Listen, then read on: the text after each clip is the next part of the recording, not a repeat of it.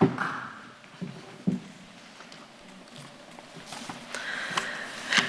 everybody, I'm enormously pleased to be here tonight and I'd like to thank Mr McCullough for inviting me. I'm a former pupil of the Rainey Endowed School. My year group had their 20-year reunion in 2017, so those of you who are good at mathematics will be able to work out how old I am. But the one thing that we all remarked at our 20-year reunion was how we all really hadn't changed a bit since the day we left the Rainey in upper sixth. But as I look at you all sitting here today in uniform, I realise that, well, we definitely do look a bit older. It's 22 years since I finished my education in the Rainey Endowed School. And I remember adults always telling me that school days are the best days of your life. But I would say that I've enjoyed all the chapters of my life, but the Rainey really was a very special chapter. I made friendships at the Rainey that lasted long beyond my days here at the school, and they've been hugely important to me throughout my life. My time at the Rainey really gave me the building blocks to become the adult that I wanted to be. You really all should be very proud of yourselves for being here today and awarded a prize. I know your parents are probably hugely proud of you. When I was at the Rainey, I have to say that I never quite made it to prize day. I never won a prize. So tonight I'm delighted that my mum is able to attend as a guest. But I thought really long and hard about what would I say to you today. And I came to the conclusion that I wanted you to leave here today knowing that you can be whatever you want to be in your life. Now that sounds really like a big sweeping statement, but I believe each one of you sitting here today has whatever it takes to be whatever you want in life. You're already showing the qualities that what it takes to be what you want to be.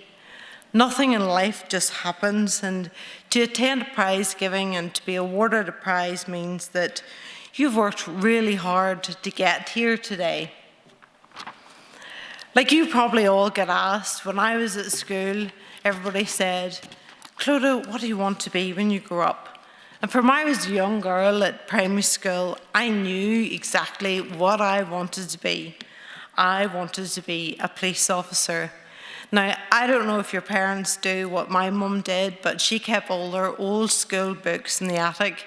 And recently she was clearing out the attic and she found an old primary 3 jotter of mine, and in pencil handwriting it said, when I grow up, I'm going to be a policewoman. And here I am tonight, over 30 years from having written that, and I am what I wanted to be. I'm a policewoman. But my road to becoming a police officer wasn't straightforward as you might think. When I was upper sixth at the Rainey, I told my parents, I want to be a police officer. Now you can imagine what my parents said. My dad was horrified. Being a police officer isn't known to be the safest job in the world. So my dad said, Clodagh, off to university and consider a safer career. So I did. I passed my A-levels and off I went to Queen's University, and I got a degree in history and politics. And then I graduated, supposedly growing up, and I got asked the old question, what do you want to be? And I knew what I wanted to be. I still wanted to be a police officer. So at 21, I applied to become a member of the Police Service of Northern Ireland. But at that time, the police service was transitioning from the RUC to the PSNI, and I wasn't the only person in the province who wanted to be part of a new beginning. So over 100,000 people applied for just 4,000 positions. So I applied and I got rejected. I applied a second time and I got rejected. I applied a third time and got rejected.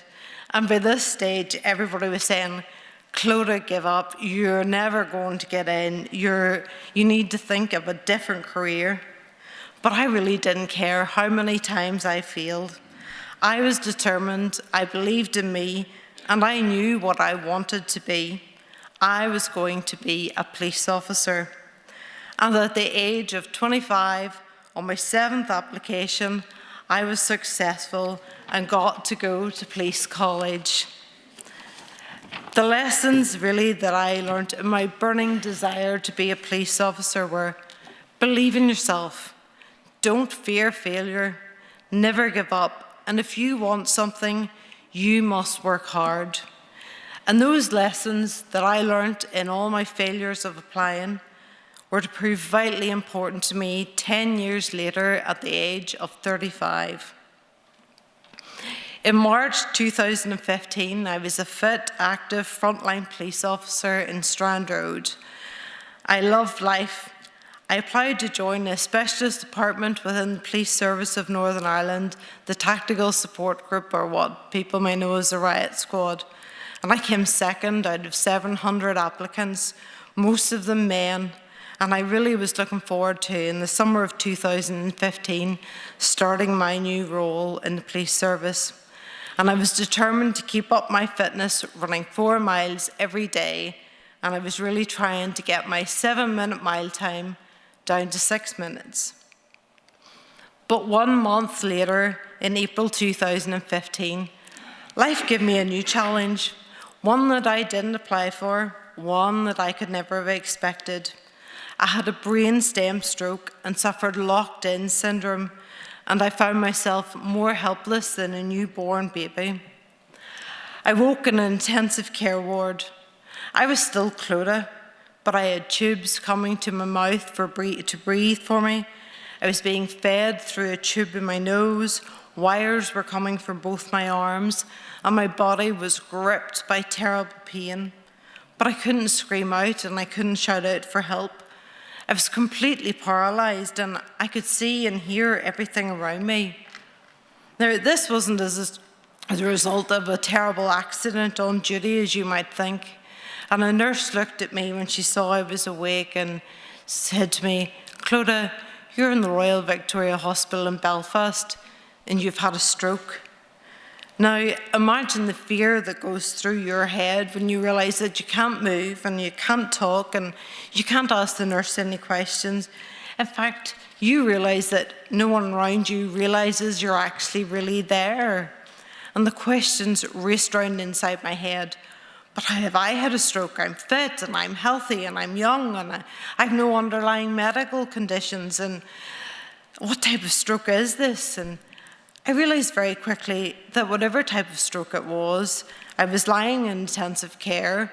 People were discussing, would I live? And as we would say in Northern Ireland, I realised I'd had a real humdinger of a stroke. Now, I have been in public order situations at work, been punched, kicked, I've had petrol bombs thrown at me and missiles. And even when I wasn't at work, I really loved jumping out of airplanes, skydiving. But nothing really has been as terrifying as lying in a hospital bed, unable to move and unable to make a sound. I couldn't move a single muscle, not even my finger. I was a prisoner in my own body. What I didn't know then, and what I've since learned, is that almost 100,000 people have a stroke every year in the UK, and a quarter of those people are of working age. And of those, 400 of them are at least childhood strokes. In my case, I had a small clot in the artery in my neck, and when it was lodged in my brainstem, the parts of my brain began to die, and it almost killed me. Now, for the biologists amongst you, we depend on the brainstem for our survival, as it controls the most important functions in our body. The brainstem controls your breathing, your heartbeat, your blood pressure, your speech, your swallowing, your hearing, and your eye movements. But brainstem strokes are not that common, you'll be glad to hear, because the mortality rate for brainstem stroke is 90%. And I was really fortunate to be in the 10% who survive. But a very rare yet serious complication of a brainstem stroke is locked-in syndrome. Now, locked-in syndrome is a neurological disorder in which a person can think and they can feel just as normal, but their entire body is paralysed. If they're lucky, they might be able to move their eyes. And that was me. I was a prisoner in my own body, but all I could do was blink. There is no treatment for locked-in syndrome. Most patients never recover any movement, and most are likely to remain locked in forever. My prognosis was that I would likely remain locked in my body for the rest of my life, never moving, never making a sound again. Some of you may have heard in England of the case of Tony Nicholson, who had locked-in syndrome. He, like me, had a brainstem stroke, and after, as a consequence, he had developed locked-in syndrome. He wanted to die, but he couldn't end his life without the help of a doctor, because he couldn't commit suicide without the help of another person. He took his battle to the High Court. This was me. I was Tony Nicholson, and he had described his life as a living nightmare when he had lived with locked-in syndrome, and he never regained any movement. He remained completely paralysed and never spoke again for the rest of his life. And I couldn't be like Tony Nicholson. I was determined that the girl that was once at the Rainey, working hard, struggling to be the best that I was, I had to be her again. And after weeks of remaining silent, completely paralysed, unable to communicate what I wanted, I was assessed by a speech and language therapist. And she issued me with an electronic eye gaze spellboard, and I would spell out, using only my eyes to blink, that I would beat this illness. But I soon realised that I could spell out to my family and my friends every day that I was determined to beat this illness, but that was really just words that I had spelt out on a board, and somehow I had to show them that I physically was determined to beat this illness. Each day in hospital, I would be met by 5 physiotherapists, and my partner, Adrian, who's sitting behind me, would join us. I would be hoisted from my hospital bed to a plinth where I would be held in a seated position. Every part of my body had to be supported by physiotherapists so we could get my brain to try and engage it with the rest of my body by putting me into a standing position. I would have a physiotherapist to support my head, as I had absolutely no head or neck control.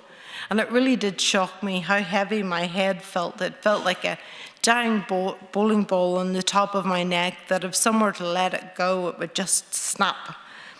And I had another physiotherapist either side of me to support my trunk to make sure my hips were aligned.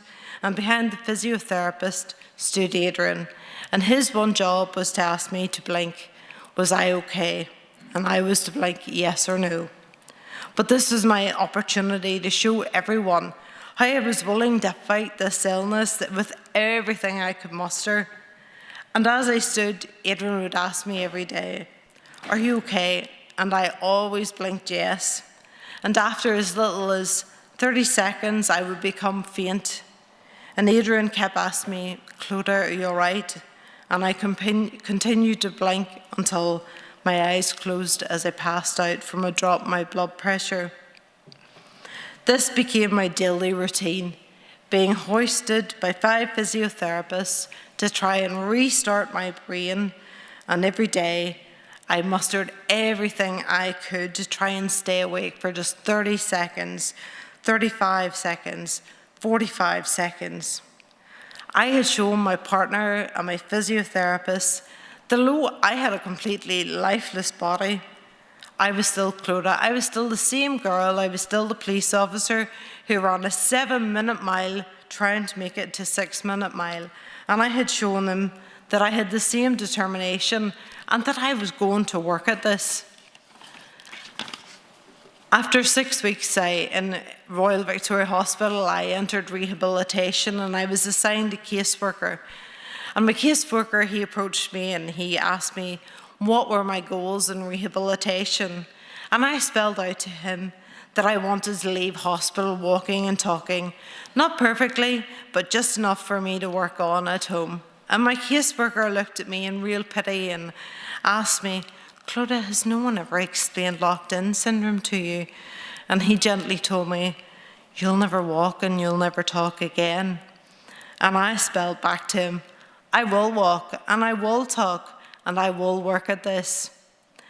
At the next family meeting, a psychologist addressed the meeting, and he told my family that he was worried about my mental health. He was worried that I was much too positive about my condition. But my partner, Adrian, he replied, "You don't know, Clodagh. She'll work at this. She will be the best she can be." And I spelled out, "I am not afraid of failure, and I am not setting a time limit on my success." Every day I set myself goals, and they had to be realistic. No longer were they, could I get a 7-minute mile down to a 6-minute mile?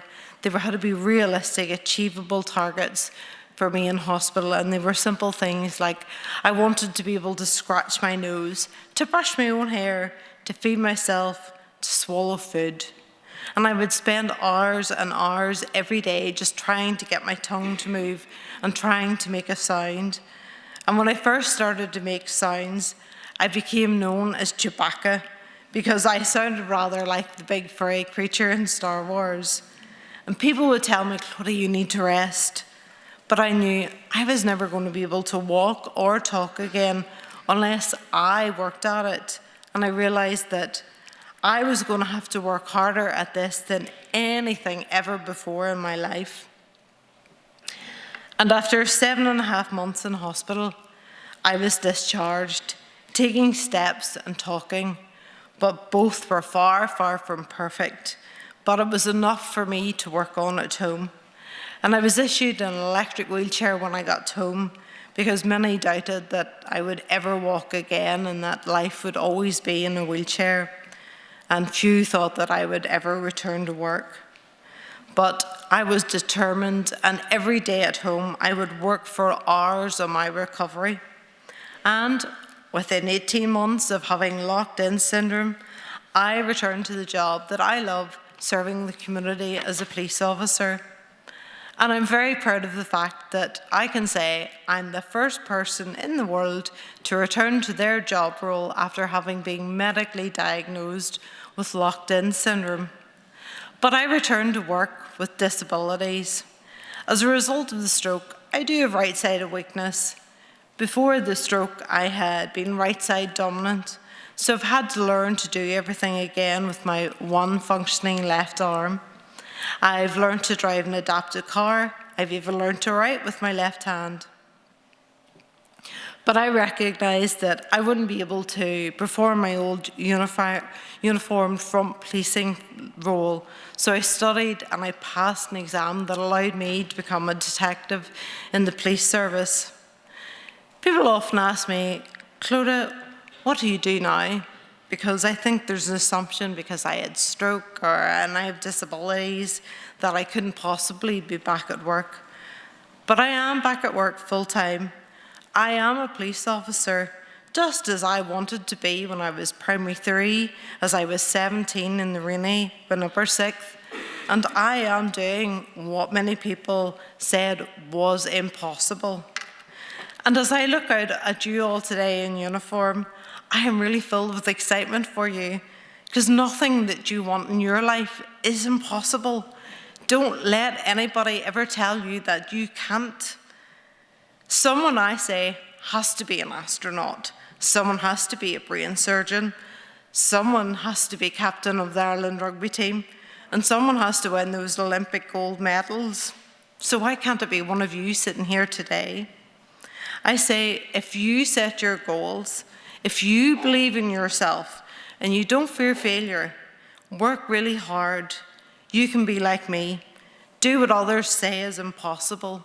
You can be whatever you want to be. Thank you.